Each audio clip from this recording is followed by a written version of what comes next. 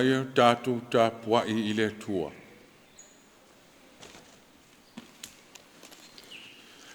A wāua whapea lava o nālo whamai le tua I le lalolangi. Wa ia awida mai ailo nālo pele to tasi. Ina ia le whano se tasi e whatua tua ia te ia. A ia maua e le ola e whawawau. Tātou te talo. Le nganga o lo mātou wa tua soifua. Mātou whanau watu o mātou loto ia te oe. A unua lava ma oe e le mawhai lava o na mātou whai o se metasi. A whio mai wha mole, wha alua mai lo wanganga ia te I mātou. Ia mātou whai le nei tāpua inga I le ato toa ma le wha maoni ia te oe. Ono Yesu lo mātou wali o mātou wole ma te tālo tuai. Amen. O le a tātou pepese le vi inga o le atua wa Sauniga.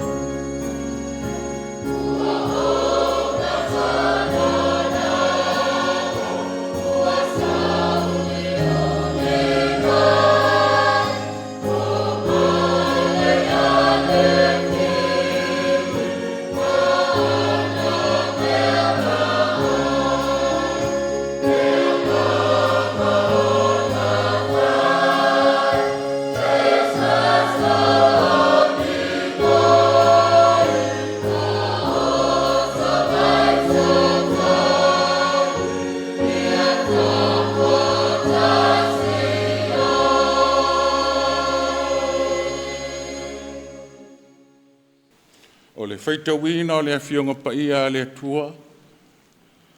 Tosi mai le whengai tuai le tusio e soto o lonu tā upo se fulu ma le lima. A mata on tātou whaitau mai le whai upo se fulu ma le tasi. Se ia whaangata e le se fulu ma le walu.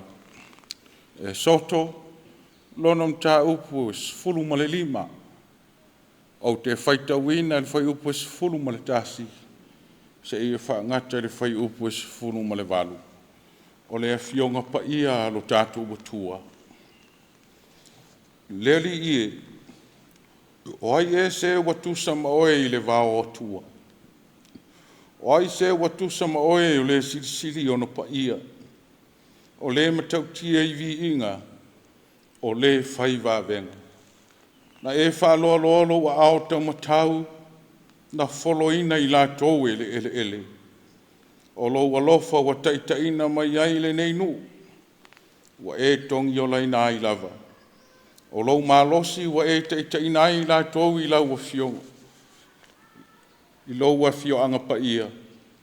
E whalolongo i ai le wao nu, e ngā tete ai, o e no nofo i Filistia, e maua i la tau le tinga. O na atu wale leo matai o e toma. O ali i o mo api e maua i la tau i le ngā tete. E wha vai ia lava o i la tau uma ua no nofo i kanana. E o ia i la tau le whewhetele lava ma le mata. O loa au maalosi e le ngā yo ia i la tau. E pei o le maa se ia o wane lo nuu. Leli ie se ia o wane le nei nuu ua e whaatauina. E te whaao atu ma e tō ina i la tō i le maunga o lo tofi. O le alii, o le mea ua e saunia e te fio ai. O le mea pa ia, le alii ua e whaatu mauina i au ao. E whai le alii matupu e whaavavau lava.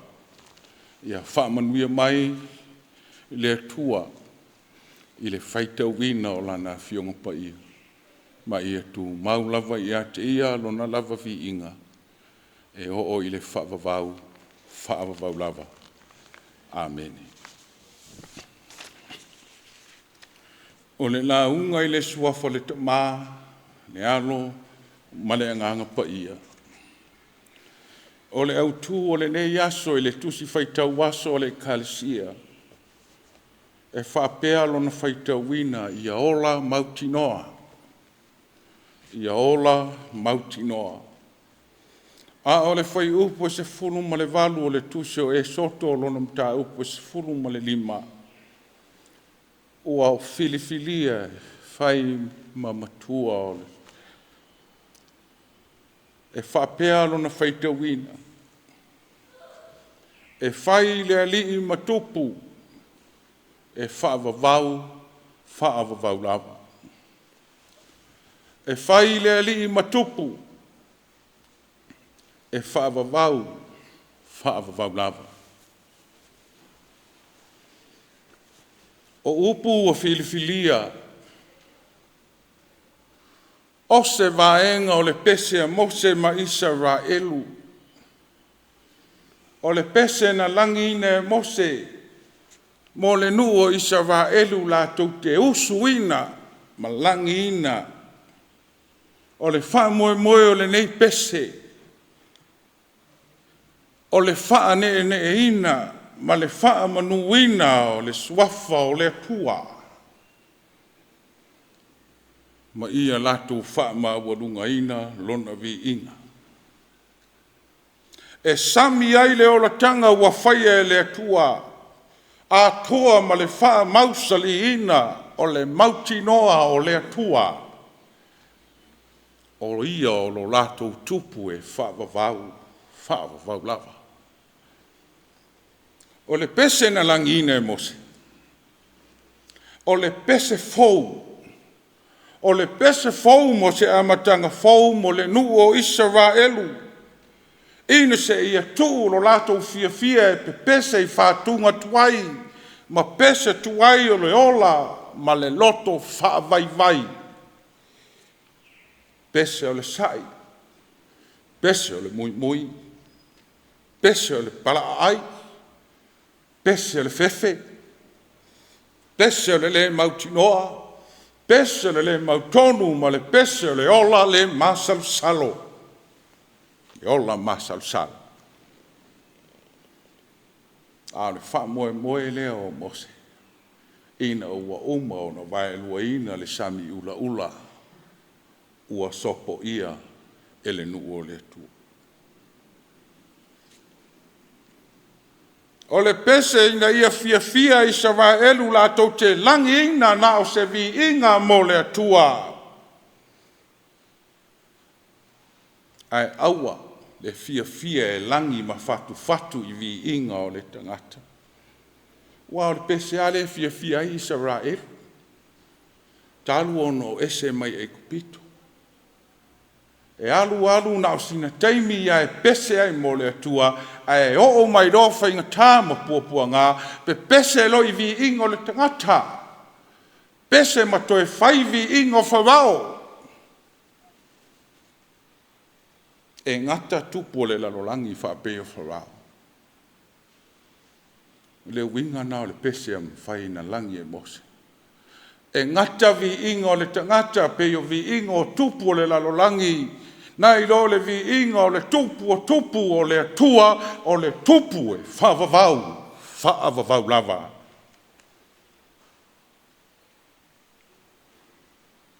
Ai sea, ne wawa whaihe le atua le ola tanga. Nai o vaelua ina aile sami ula, ma lato usava vali atu I le iliti tai mātutu, ai toi whaafoisia le sua sami ma ufitia ai le tupu o Farao. Ele I mawhai e Farao na toe whaafoi le suasami le mea sa tuai ina ua vaelua ina. Le I mawhai. Ai sea langa o le tupu whaale lalolangi. Ele aulo na iloa malona malosi I me whaia e le tupu e whaavavau. O le ata le na o le atua o le tupu e whaavavau. O le atua e pule a wao. O le atua e pule I le sami, e pule I le maunga, e pule I le siusio manga. E pule foi o ia I tangata uma. Samo ae le atunu. O le asa tātou pese. Wasui e se pese tātou te pese ai Samoa le atunu ue. Wasui e se pese tātou te fatu waini fatu fatunga mo le vi inga o le atua. Wasui se pese tātou te pese ai, po tātou fia lava tātou te pese I pese tuai o lo tātou wola. Tātou fia lava e pese I le mautinoa, pese I le ola le mautonu. Wa whaafia o na vaelua ina e le atua ni sami ula o lo tātou wola waonga tā. Wa whaafia o na vaelua ina e le atua ni sami ula o tātou mana onga I uvale o lo tātou wola. Whaafia o na whaasava vali tātou e le atua I le iliti tai mātūtū o le ola mautinoa. Wa whaafia foi on toe whaafoisia e le atua le suasami. Ma ufiti ai le luma o matanga o lo tātou wola masalusara. Samoa e o le wheau mo tātou umalawa. Fatu se pese fau ma se amatanga fau mo tātou Samoa. O lou soifua tāpuai I le atua, ia tāpuai lo tātou watua ma le mautinoa, aua ma le wha loto lua, ma masalo. O ia o lo tātou tupu, e mautinoa ai le taunuunga o le manuia o tātou whiau, ma tātou ngā luenga. O le atua na te whaafoe, o le atua na te uli ina lo tātou wola, a wā o ia o le tupu e whaavavau. E whaavavau lana pule, e whaavavau lana taitainga, e whaavavau foi lana mamalu ma le silisili ese. A wā e whai o ia matupu, e whaavavau lava. A wā o ia o le atua, e a le tū, lava ia. Ono Yesu. Amen. o le a tātou ifo matitalo.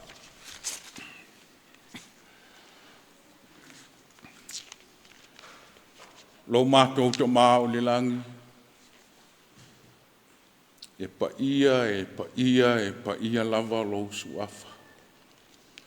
O oe lava o le atua na e feta lai atu i le upu. O le upu foi le tino mai ma le fatu langa ina o le mata ngofie o le tautonga o mea uma o le nei lalolanga. E ala i lau pule ma lau faitalia. O le anganga o le loto whaftaitele le atua, e na ua maua pē sa moa lo watu no. Le manuia ma le file mu mai ate oi. Le manuia o na Taitai, le manuia o Ekalesia, le manuia o mātou a inga, ia e whapea foi, ta ngata lau tele, ma lau Ekalesia.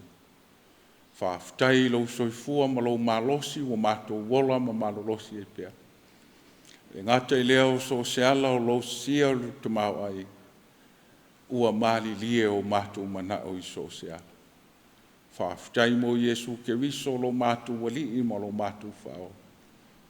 Tu mau ia te oe le vi inga e whaavavau lau. E whaato ese ma le loto mau lalo i lini. Wha mole wha ngalo lo watunu. Se atunu e pōnā mai la lava i luma o lau silafang.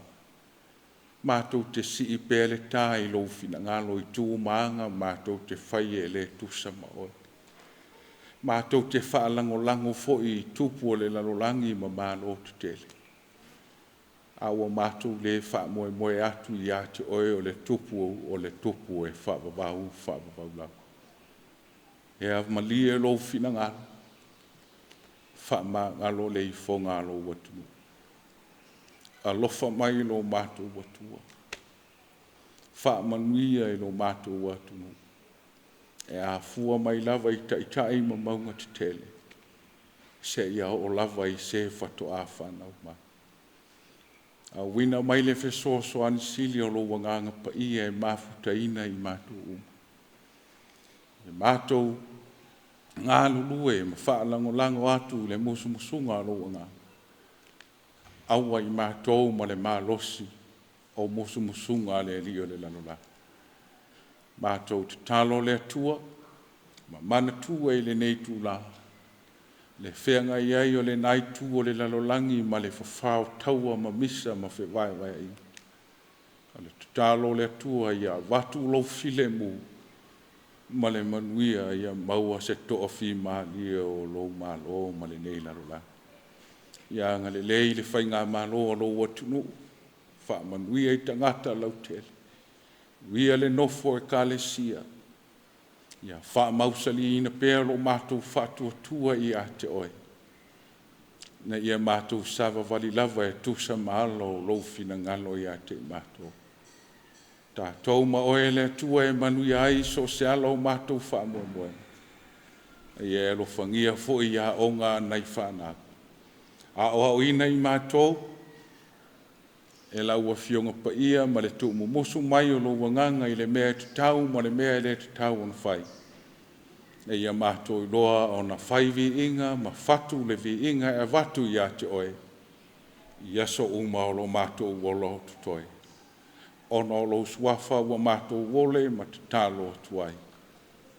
Tu mau i o mātou lunga le manuia oe le tua le tamaa, le file muo Yesu ke viso lo mātou wali.